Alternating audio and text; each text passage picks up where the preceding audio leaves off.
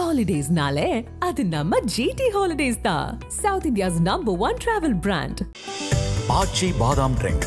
ஆச்சி badam drink ஒன்னு வாங்குனா ஒன்னு free. Powerco 5G. Best design. Best AI. Think Techno. Think Purvika. தேர்தலில் நாங்கள் அதிமுக தலைமையின் கீழ் தான் போட்டியிடுகிறோம். முதலமைச்சர் அதிமுகவில் இருந்து வருவார். கண்டிப்பா எடப்பாடியும் இல்லைன்னு சொல்லல. அவரு இதுதான் ரொம்ப புத்திசாலித்தனமா சொல்றாரு. அவுட்ரேட்டா எடப்பாடியும் இல்லைன்னு சொல்லல. அபகரிக்கும் தன்மை, கிராப்பர், எல்லாம் எனக்கு போடும், எல்லாம் என் ஜாதிக்கு போடும், எல்லாம் எனக்கு ஜாதி போடும், மற்ற ஜாதிக்கு ஒன்றும் கிடையாது. இந்த மாதிரி ஒரு அபகரிக்கும் தன்மை, ஒரு பொது தன்மையில 50% முக்கியத்துவம் 50% பொங்கு வேளாளர்னு கொண்டு போகாத ஒரு தன்மை, இது மக்கள் மத்தியில கடுமையான எதிர்ப்பு எடப்பாடி பழனிசாமிக்கு கொடுத்திருக்குங்கிற ஒரு ரிப்போர்ட் வெளியே போனதுனால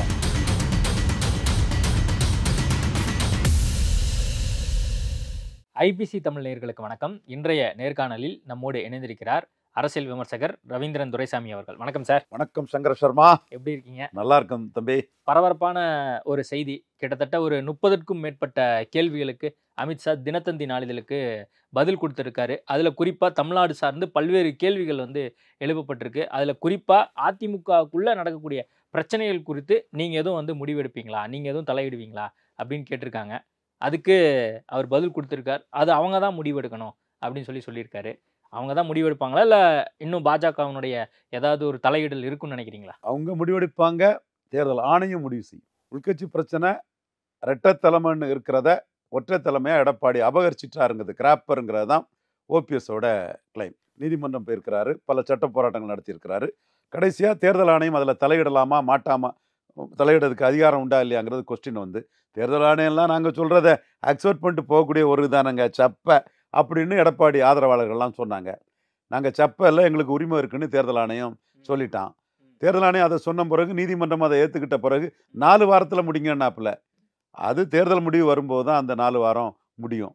ஸோ அபகரிக்கும் முயற்சியாட்டு இரட்டை தலைமைன்னு ஒரு இலையில் எடப்பாடி ஒரு இலையில் பன்னீர்செல்வம்னு அனைத்து சமூகங்களும் ஏற்றுக்கொள்ளப்பட்ட ஒரு இதை ஒற்றை தலைமை தான் சிறப்புன்னு சொல்லி அதை கிராப் பண்ணது சரியா தப்பாங்கிறத தேர்தல் ஆணையம், அது முறைப்படி நடந்ததா, அது ப்ரொசீஜர் ரெகுலாரிட்டி இருக்குதா, செல்லுபடி ஆகுமா ஆகாதா, மீண்டும் பழைய ஒரு இலையில் எடப்பாடி ஒரு இலையில் பன்னீர்செல்வமாங்கிறத தேர்தல் ஆணையம் தான் முடிவு பண்ணோம். அதில் எங்களுக்கு என்ன இருக்குங்கிறாரு அமித்ஷா.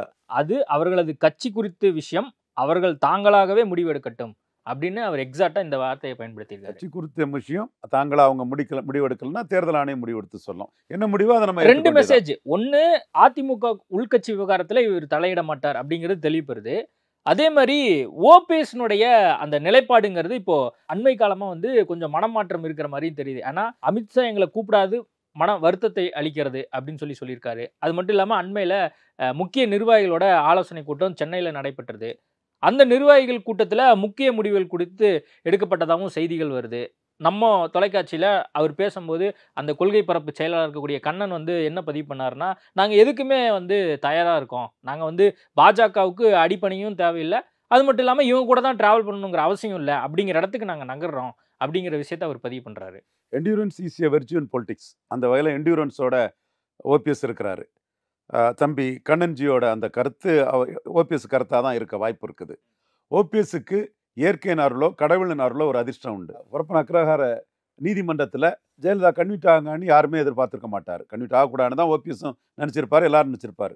ஆனால் கன்விட் ஆனதும் டக்குன்னு யாரும் மறுக்க முடியாத அளவுக்கு இயல்பாட்டே நம்பர் 2 இருந்த ஓபிஎஸ்க்கு இயற்கையே முதலமைச்சர் பதவியை கொடுத்தது. அது இயல்பு. அந்த இடத்துக்குள்ள வேற யாரும் என்ன டிசிஷன் எடுக்க முடியாது. அவரா அதை தேடி போகல, அவரா அதுக்கு எந்த மூவும் பண்ணல. மைக்கேல் குன்காவுக்கு அவருக்கு எந்த சம்பந்தமும் இல்லை. அவர் ஜெயலலிதா அம்மையார் விடுதலை ஆனது தான் மனப்பூர்வமாக நினச்சிருப்பார். ஆனால் இயற்கை அவருக்கு அந்த இதை கொடுத்தது. இப்பவும் அவர் எந்த முயற்சியும் எடுக்கலை. அது எந்த முயற்சியும்னா நீங்கள் சொல்கிற மாதிரி அமித்ஷா முடிவு பண்ணுவார், பாஜக முடிவு பண்ணுவார், அந்த மாதிரி எதுவும் எனக்கு தெரிஞ்சு எடுக்கலை. அவர் இன்னைக்குள்ள அரசியல் கட்டத்தில் ஒருவேளையில் பாஜக நம்மளை ஏமாத்திட்டா ஏமாந்து போய் நிற்க முடியாது. அப்போ விஜய் ஆப்ஷனை ஓப்பன் பண்ணுவோம். விஜய் பலம் நிரூபிக்காதது தான், அன்டெஸ்டட் நாட் ப்ரூவ்டு தான். பட் நம்ம அரசியல் களத்தில் நிற்கிறதுக்கு எடப்பாடியை முதல்வராக சொல்கிறதோட விஜயை ஒரு ஆப்ஷனாக எடுத்துக்கலாங்கிற முடிவுக்கு அவர் வந்துட்டார். அதுதான் விஜய், அவர் பிறந்த நாளில் விஜய்க்கு அவர் கொடுத்த வாழ்த்துக்கள் அதை தான் காட்டுது. இந்தியாவின் வெற்றி இந்திய ராணுவத்தின் வெற்றின்னு தான் சொன்னார். எடப்பாடி தான் சொன்னார் மோடிஜியின் வெற்றினார். அப்போ இந்த ஐஸு உருகும்போது வேற மாதிரி இருக்கும்னு நானே சொன்னேன். இந்த ஐஸுக்கெல்லாம் உருகக்கூடியவர் இல்லை மோடின்னு எடப்பாடியை பற்றி நானே சொன்னேன். எனிவே அவர் சொன்னது மோடிஜியின் வெற்றின்னு. பன்னீர்செல்வம் அதை இந்திய ராணுவம், இந்திய அரசுங்கிற வார்த்தையை தான் அவர் பன்னீர்செல்வம் பயன்படுத்தினார். So nobody is taken for granted in politics. OPS taken for granted இல்லை. இப்போ IB report, independent agency report, Swarajya report, இப்படி பல அமைப்புகளோட ரிப்போர்ட்டெல்லாம் எடப்பாடியை சிஎம்மா சொன்னால் சசிகலா, தினகரன், ஓபிஎஸ் இதில் முக்குலத்தோர் வந்து ஏற்றுக்கொள்ள மாட்டாங்க. அந்த ரிப்போர்ட்டு தான் இருக்குது. முக்குலத்தோர் வந்து ரெட்டை இலையில் ஒரு இலையில் எடப்பாடி, ஒரு இலை பன்னீர்செல்வம்னு வந்தால் ஒரு வேளையில் ஏற்றுக்குவாங்களே தவிர, வெறும் பன்னீர்செல்வத்தை கூட்டணியில் சேர்த்து 10ஓட 11 அத்தோட நீ ஒன்றுன்னு சொன்னால் முக்குலத்தோர் கம்யூனிட்டி தங்களுக்கு கிடைச்ச அநீதியாக தான் எடுத்துக்குவாங்க. எடப்பாடி சிஎம்ங்கிறத ஏற்றுக்க மாட்டாங்கங்கிறது ரிப்போர்ட் போயிருக்குது. விக்கிரவாண்டியில் ஈரோடு கிழக்கில் நிற்காத சூழ்நிலையிலும், அண்ணாமலை 2 ஜாதி கட்சி ஆயிட்டுன்னு சொன்ன சூழ்நிலையிலும், ஜாதிவாரி கணக்கெடுப்பு நடத்தாமல் ஒரு ஜாதிக்கு 10.5 எடுத்தங்க விழுத்துன்னு கொடுத்த நிலைமையிலும் தேமுதிக பிரேமலதா அம்மையார் தான் துணிச்சலாக, எத்தனை ஆண் தலைவர்கள் சொல்லாத போது துணிச்சலாக எதிர்த்தவங்க. ஒரு அரசியல் விமர்சகராக நானும் அதை எதிர்த்து தான் சொன்னேன். நீங்கள் எண்ணி பார்த்து எவ்வளோ வேணாலும் கொடுங்க, அது தப்பு இல்லைங்கிறத சொன்னேன். அதில் வட தமிழகத்தின் பிற ஜாதிகள் எதிர்ப்புகள், மேற்கு தமிழகத்தில் ஈரோடு கிழக்கு ரிப்போர்ட்டு படி நாயுடு, செங்குந்தர், பறையர், அருந்ததியர் இவங்கள் மத்தியில் 10% கூட எடப்பாடி தலைமைக்கு ரெட்டலைக்கு இல்லாத ஒரு சூழ்நிலை. இது எல்லாமே IP report, independent agency report, Gujarat team report, இங்கே உள்ள இன்ட்ரெஸ்டட் பார்ட்டிஸோட ரிப்போர்ட்டு, அண்ணாமலை ரிப்போர்ட்டுன்னு கம்ப்ளீட்டாக எல்லாம் பிஎம்ஓலையும் ஹோம் மினிஸ்ட்ரி டேபிள்லையும் கிடக்குது. அப்போ அவங்க இந்த இடத்துக்குள்ள எடப்பாடியை சிஎம்ஆ சொல்றது எந்த அளவுக்கு பலன் தருங்கிறதுல யோசிக்கிறாங்க. நீங்க சொல்லக்கூடிய இந்த ரிப்போர்ட்டின் காரணமாக தான் நாளிதழ் எழுப்பிய கேள்விக்கு தேசிய ஜனநாயக கூட்டணி முதல்வர் வேட்பாளர் யார் அப்படின்னு கேட்குறாங்க. தேர்தலில் நாங்கள் அதிமுக தலைமையின் கீழ் தான் போட்டியிடுகிறோம், முதலமைச்சர் அதிமுகவில் இருந்து வருவார். கண்டிப்பா எடப்பாடியும் இல்லைன்னு சொல்லல அவரு இதுதான் ரொம்ப புத்திசாலித்தனமா சொல்றாரு. அவுட்ரைட்டா எடப்பாடியும் இல்லைன்னு சொல்லல. ஏன்னா எடப்பாடியும் கவுண்டர் பண்ணுவார். நான் தான் சொன்னேன், எதிர் எடப்பாடி யார் எலெக்ஷன் சொன்னேன். 3 மாசத்துல இந்த ஆட்சி கவுந்துரும்னு தினகரன் சொல்லும் போது 3 மாசத்துக்கு பிறகு தினகரன் இப்படி தான் சொல்லிட்டு இருப்பாருன்னு சொன்னேன். எல்லாமே அது நடந்த விஷயம்தான். அப்போ அவரும் ஒரு நிலையான ஆட்சியை கொடுத்திருக்கிறாரு. 7.5 கொடுத்திருக்கிறாரு. அரசு பள்ளி மாணவர்களுக்கு பாதுகாக்கப்பட்ட வேளாண் மண்டபம் மாட்டு டெல்டாவை அனௌன்ஸ் பண்ணியிருக்கிறாரு. ஸோ அவரையும் நம்ம கண்ணை மூடிட்டு ஒன்றுமில்லைன்னு பேசக்கூடாது, நியாயமாக நடுநிலையோட பேசணும். அதே வேளையில் அவரோட நடவடிக்கைகளில் ஓபிஎஸ்ஸை நீக்கினதுலேருந்து 33%ங்கிறது 19.4 போயிட்டு 14% வாக்கு ஓபிஎஸ் நீக்கினதில் அவர் வீழ்ச்சி அடைஞ்சிருக்கிறாரு. அவர் அதை 2019 மக்களவை 2024 மக்களவைன்னு சொல்லி இருட்டை கொண்டு ஓட்டை அடைக்கிறதுக்கும் நொண்டி குதிரைக்கு சறுக்குன சாக்கணும் ஆடத் தெரியாதவா மேடைய கோணல்னு சொன்னார்னு மாதிரி அவர் சல்ஜாப்பு சொல்கிறாரு, சாக்கு போக்கு சொல்கிறாரு. அதை மற்றவங்க ஏற்றுக்கொள்ள தயாரில்லை. கிறிஸ்டல் கிளியராக ஒரு சட்டமன்ற தொகுதியில் ஜெயலலிதா அம்மையார் உயிரோடு இருக்கும்போது நோட்டாவுக்கு கீழே போன ஒரு கட்சி அதிமுகவை இடைத்தேர்தலில் 4வது தள்ளி இருக்குது. அதிமுக முதல்ல ஆட்சி அதிகாரத்துக்கு கொண்டு வந்த புதுச்சேரியில் பிரைம் மினிஸ்டர் கேண்டிடேட் இல்லாத இன்னொரு கட்சி அதிமுகவை 4வது தள்ளி இருக்குது. இதே மாதிரி கன்னியாகுமரியில், திருநெல்வேலியில், ராமநாதபுரத்துலன்னு பெரிய பின்னடைவை எடப்பாடி பழனிசாமி சந்திச்சிருக்கிறாரு. அப்போ இது பன்னீர்செல்வத்தை நீக்கினதுனால ஒற்றை தலைமையானதில் உள்ள அந்த சமூக காரணிகள், சோசியல் ஃபேக்டர், அபகரிக்கும் தன்மை, கிராப்பர், எல்லாம் எனக்கு போடும், எல்லாம் ஏன் ஜாதிக்கு போடும், எல்லாம் எனக்கு ஜாதி போடும், மற்ற ஜாதிக்கு ஒன்றும் கிடையாது, இந்த மாதிரி ஒரு அபகரிக்கும் தன்மை, ஒரு பொது தன்மையில் 50% முக்குலத்தோர் 50% கொங்கு வேளாளர்னு கொண்டு போகாத ஒரு தன்மை, இது மக்கள் மத்தியில் கடுமையான எதிர்ப்பு எடப்பாடி பழனிசாமிக்கு கொடுத்துருக்குங்கிற ஒரு ரிப்போர்ட் வெளியே போனதுனால அந்த சிஎம் கேண்டிடேட்டுங்கிறதுல அமித்ஷா யோசிக்கிறாரு. அதே வேளையில் எடப்பாடி பழனிசாமி சமர்த்தர், கில்லாடி, ராஜதந்திரி, அவர் ஒரு கட்சியை நடத்திட்டு போகிறாரு. அவர் பணம் செலவழிக்காமல் 20% வாக்கு எடுத்திருக்கிறாரு. பிரைம் மினிஸ்டர் கேண்டிடேட் இல்லாமல் 20% வாக்கு எடுத்திருக்காருன்னு போது அவரையும் டக்குன்னு துரத்திக்கு போட்டுற முடியாது. என்ன, அவரையும் ஜஸ்ட் லைக் தட் துரத்தி போட முடியாது. இதைத்தான் நான் பலமுறையும் முன்னாடியே சொல்லியிருப்பேன். அப்போ நான் முன்னாடி சொன்ன இந்த விஷயங்கள்லாம் இப்போ நடைமுறைக்கு வருது. எப்படி வருதுங்கிறத நம்ம பொறுத்திருந்து பார்ப்போம். சாமர்த்தியமான பதில் அப்படின்னு நீங்கள் சொல்கிறீங்க. அதே சமயத்தில் அவர் கவுண்டராகவும் இபிஎஸ்ஸை வந்து தூக்கி போடலை அப்படிங்கிற ஒரு விஷயமும் கண்டிப்பாக தூக்கி போட முடியாது. இபிஎஸ்ஸையும் தூக்கி போட முடியாது. ஓபிஎஸ் தூக்கி போட்டதிலே 13% வாக்குன்னா இபிஎஸ்க்கும் ஒரு ஆதரவு வளையம் இருக்குது இல்லையா? அவரை சீரோன்னு எப்படி சொல்லிட முடியும்? ஓபிஎஸ் தூக்கி போட்டதில் ஓபிஎஸ் அதை சாதிக்கல, ஆனால் 13% இல்லாமல் போயிட்டு, அப்போ மீதி இருக்கவங்களையும் ஓபிஎஸ்க்கு ஒரு கிரெடிட் இருக்குது. அவரை நம்பி விழுந்த ஓட்டு தானே. அதை கண்ணை மூடிட்டு எப்படி நம்ம ஓபிஎஸ் ஒன்றுமில்லைன்னு சொல்லிட்டு போயிட முடியும்? மற்ற சோசியல் மீடியாவில், மெயின் ஸ்ட்ரீமில் எல்லாரும் வந்து இபிஎஸ்ங்கிற பேரை சொல்லலை அப்படிங்கிறத வந்து ஒரு முக்கிய தலைப்புச் செய்தியாக போட்டு எல்லாரும் விவாதிக்க ஆரம்பிச்சிருப்பாங்க. இன்னைக்கு விவாத மேடையும் அதுதான் இருக்க போகுது. இது அதிமுக தலைமை இபிஎஸ் இது எப்படி புரிஞ்சு கொள்வார்? தினமலர்லேயும் இந்த இது வந்திருக்குது. இதே பேட்டி வந்திருக்கு, இதே கருத்து வந்திருக்குது. So Dinamalar national minded news பேப்பரில் அதில் வந்திருக்குது. தினத்தந்தியும் மக்களால் விரும்பக்கூடிய நியூஸ் பேப்பர் தான். ஸோ அந்த பேட்டி உண்மை, அதில் எந்த மாற்றமும் இல்லை. அமித்ஷா கருத்து தெளிவாக இருக்குது, இது நம்ம இதில் மறுக்கிறதுக்கு ஒன்றும் இல்லை. இதே கருத்தை தான் டெல்லியில் எடப்பாடி சந்திக்கும் போது அமித்ஷா எக்ஸ் தளத்துக்குள்ளே ட்விட்டா போட்டார். ஸோ இதில் பாஜக உறுதியாக இருக்கிறாங்க. இதில் நம்ம பார்க்க வேண்டிய விஷயம் என்னன்னா, எடப்பாடி பழனிசாமி அவர்கள் 2006ஆம் ஆண்டு ஜெயலலிதா அம்மையார் வந்து பாஜக கூட்டணியில் 4ஆம் ஆண்டு இருந்ததுனால 5% டிஃபரன்ஸில் இந்துக்கள் வாக்கு அதிகம் பெற்றும் 18% கிறிஸ்தவ முஸ்லீம் வாக்குகள் கலைஞர் கருணாநிதி தலைமைக்கு புரட்சி தலைவி ஜெயலலிதா அம்மையாருக்கு எதிராட்டு கன்சால்டேட் ஆனதுனால 5% வாக்கில் தோத்தாருங்கிற கருத்தை அவர் உறுதியாக நம்புகிறாரு. அதே மாதிரி 2021ஆம் ஆண்டு 5.5% வாக்கில் தோத்த அதிமுக 18% வாக்குகள் மு.க. ஸ்டாலின் தலைமைக்கு கிறிஸ்டல் கிளியராக அப்படியே பாஜக எதிர்ப்பில் கன்சால்டேட் ஆனதில் 2006 விட வேகமாக கன்சால்டேட் ஆனதில் அந்த டிஃபரன்ஸில் தான் ஸ்டாலின் முதல்வர் ஆனாருங்கிறது அவர் கருத்து. அப்போ பாஜக கூட கூட்டணி போனால் இந்த 18% கிறிஸ்தவ முஸ்லீம்களும் 13 ப்ளஸ் கிரிப்டோ அந்த சர்டிஃபிகேட்டில் இதுவாக இருப்பாங்க, செயல்பாட்டில் கிறிஸ்தவர்களாக இருப்பாங்க. அந்த 18% கிறிஸ்தவர்கள் முஸ்லீம்களால் நம்ம ஆட்சி அதிகாரத்துக்கு வர முடியாதுன்னு சொன்னார். இதைத்தான் என் நண்பர் சென்னையில் வட சென்னையில் ஒரு முக்கிய தலைவராட்டு, நான் எப்படிப்பட்டவன், தோத்ததே இல்லாமல் நான் தோத்தோம்னா 30,000 கிறிஸ்தவ முஸ்லீம் வாக்குகள் ஓட்டம் போகும்போதே 30,000 ஓட்டு நான் மைனஸில் ஓடுறேன்னு நண்பர் ஜெயக்குமார் தெளிவாக சொன்னார். தெளிவான ஒரு அரசியல்வாதி, சபாநாயகர் இருந்தார், ஒரு இன்டலெக்சுவல், கிரவுண்ட் லெவல்லையும் பொலிட்டிக்ஸ் பண்ணுவார், இன்டலெக்சுவல் ஆட்டும் பண்ணக்கூடிய ஒரு நண்பர் தெளிவாக அந்த கருத்தை அதை சொன்னார். அடுத்து சிவி சண்முகம், அவர் பேக்கிங் உள்ளவர், எனக்கும் அவருக்கும் முரண்கள் இருக்கலாம், அது வேற விஷயம். பட் அவரை பற்றிய உண்மைகளை நம்ம மறுத்து பேச முடியாது. விழுப்புரம் தாண்டி என்டிஆர் வட தமிழகத்துக்குள்ளே வன்னியர்கள் மத்தியில் ஒரு பேக்கிங்கை உருவாக்கிட்டு வரக்கூடிய சிவி சண்முகமும் தெளிவாக எவிடன்ஸ் இருக்குது, நான் ஆதாரம் இருக்குது, அவர்கிட்ட சொல்கிறேன், எத்தனை வழக்கு போட்டாலும் நீதிமன்றத்தில் ஆதாரத்தை கொடுக்க நான் தயாராக இருக்கிறேன். அவர் என்ன சொன்னார், பாஜக கூட போனதுனால முஸ்லீம் வாக்குகள் வரலன்னு சொன்னார். அப்போ இந்த தேரி என்ன, பாஜகவோட போனால் ஆட்சிக்கு வர முடியாதுங்கிறதா அவங்க தேரி. அதில் 2001 கலைஞர், 2006 ஜெயலலிதா அம்மையார், 2021 எடப்பாடி பழனிசாமி அவங்க ஒரு ஆதாரமாக சொல்லக்கூடியவங்க. அப்படி சொல்லக்கூடியவங்க ஏன் போனாங்கன்னா, பாஜகவிற்கு அண்ணாமலைக்கு எடப்பாடிக்கு எதிராக அணி அமைக்கக்கூடிய கெப்பாசிட்டி இருக்குது அண்ணாமலைக்கு. அந்த அண்ணாமலை இன்னொரு அணி அமைச்சிட்டாருன்னா நாம் 1/3 இடத்துல 3வது போனவங்க 2/3 இடத்துல 150-160 தொகுதிக்குள்ளே 3வது தள்ளிடுவார் அண்ணாமலை.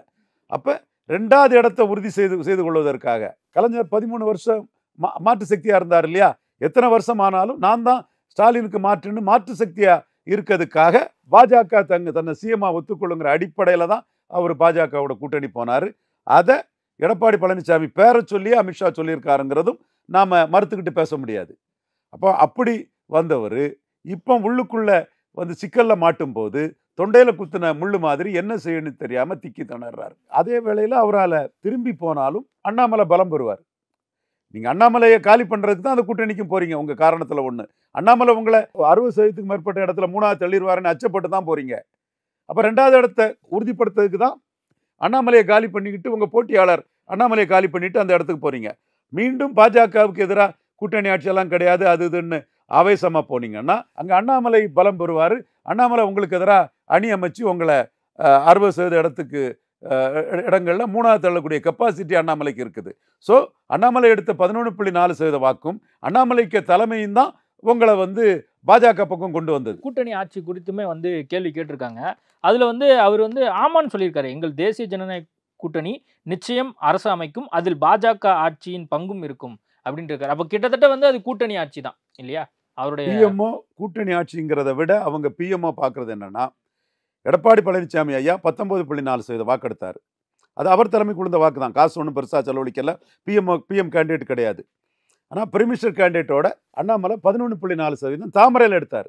நான் அந்த ஓபிஎஸ் ஓட்டு, தினகரன் ஓட்டு, தென் சைக்கிளில் எடுத்த வாசனுக்கு ஓட்டு, மாம்பழத்தில் எடுத்த அன்புமணி ராமதாஸ் ஓட்டெல்லாம் நான் சேர்க்கலை. தாமரையில் எடுத்த ஓட்டு அதில் ஏசி சண்முகம் ஓட்டு இருக்குது, பாரிவேந்தர் ஓட்டு இருக்குது, தேவநாதன் ஓட்டு இருக்குது, ஜான் பாண்டியன் சகோதரர் ஓட்டு இருக்குது.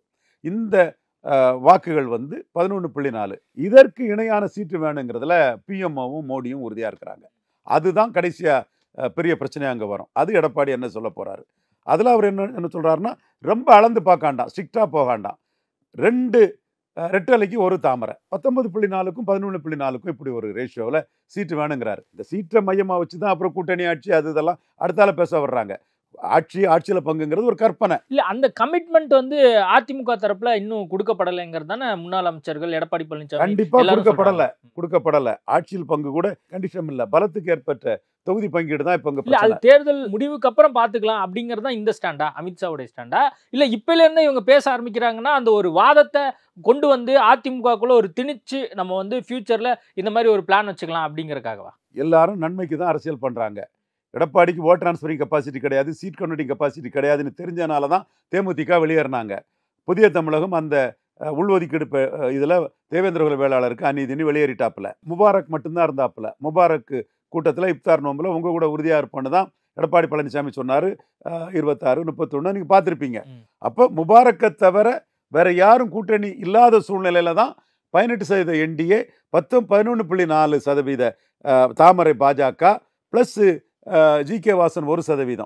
இந்த 12.4% இதுக்குள்ள எடப்பாடி கூட்டணிக்கு வராருன்னா அவருக்கு நோக்கம் அரசியல் களத்துக்குள்ள நம்ம 3வது போய் வாஷ் அவுட் ஆயிடக்கூடாது, நம்ம ஃபீல்ட் அவுட் ஆயிடக்கூடாது. ரவீந்திர துரைசாமி போன்றவங்கெல்லாம் தென் மாவட்டத்தில் 2024 கன்னியாகுமரி, தூத்துக்குடி, திருநெல்வேலியில் டெபாசிட் இழக்க வைப்போன்னு சொல்லி இழக்க வச்சாங்க. இப்போ அவங்க நம்மளை 15% தள்ளிடுவோங்கிற ஒரு சேலஞ்ச் எடுத்து பண்ணுவாங்கன்னா இவங்க அதை சொன்னால் செயல்படுத்தக்கூடிய ஆட்கள், செயல்படுத்தக்கூடியதையும் சொல்லக்கூடிய ஆட்கள்னு சொல்லும்போது அவர் தெளிவாக பாஜக அணிக்குள்ளே வந்துட்டார்.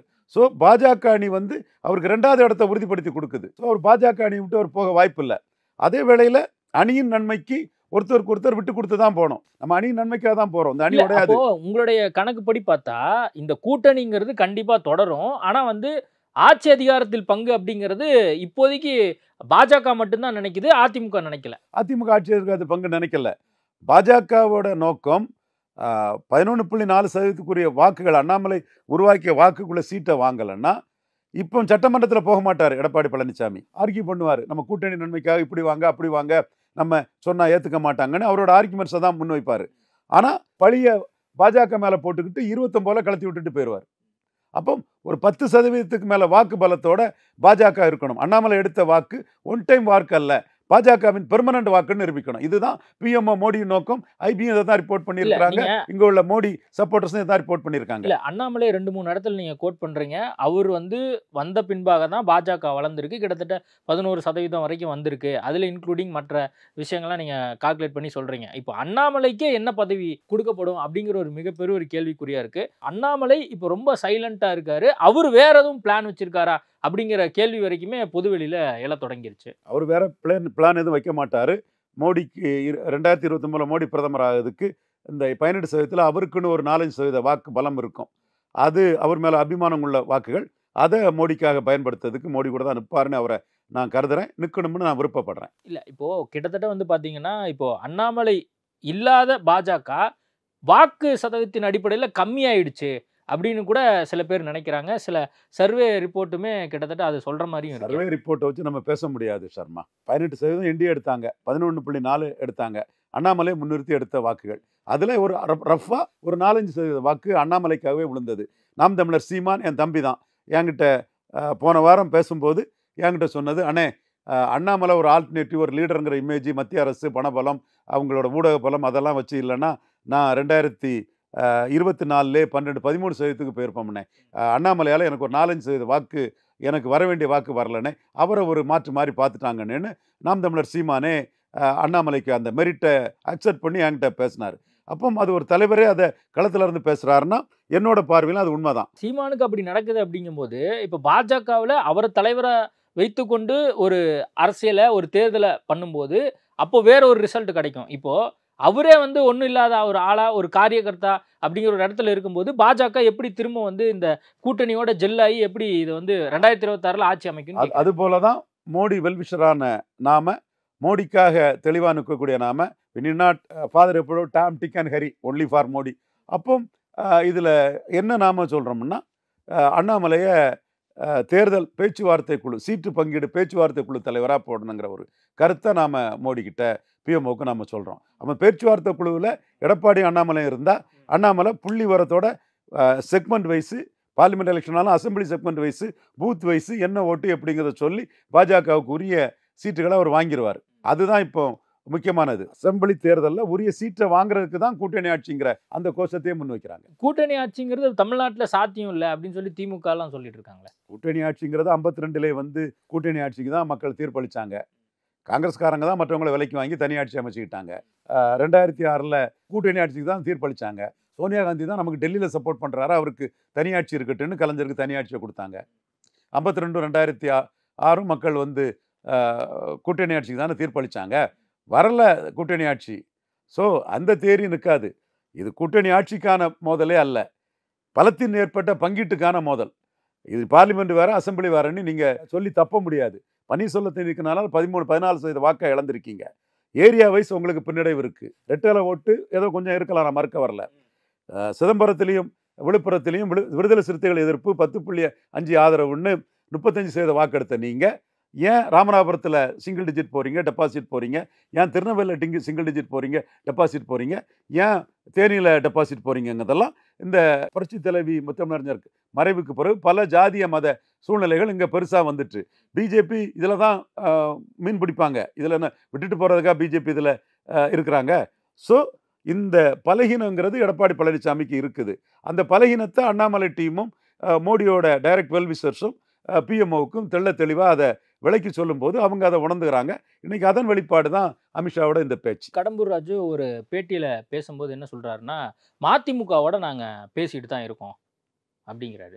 அவர் சொல்லலாம், மதிமுகவும் அதை சொன்னால் உண்மைன்னு எடுத்துக்கலாம். அல்லது அவர் யாராவது பேசியிருப்பாங்க, அது அன்அபிஷியலாக உள்ள இதாக தான் பார்க்க முடியும். மதிமுகவும் ஆமாம் நாங்கள் பேசிகிட்டு இருக்கோம்னு சொன்னால் அதுக்கு வேலிடிட்டி கொடுக்கலாம். ஓகே சார், நிறைய விஷயங்கள் குறித்து பேசியிருக்கோம். நேர்காணல் கொடுத்ததுக்கு மிக்க நன்றி. ஹாலிடேஸ்னாலே அது நம்ம ஜிடி ஹாலிடேஸ் தான். South India's #1 travel brand.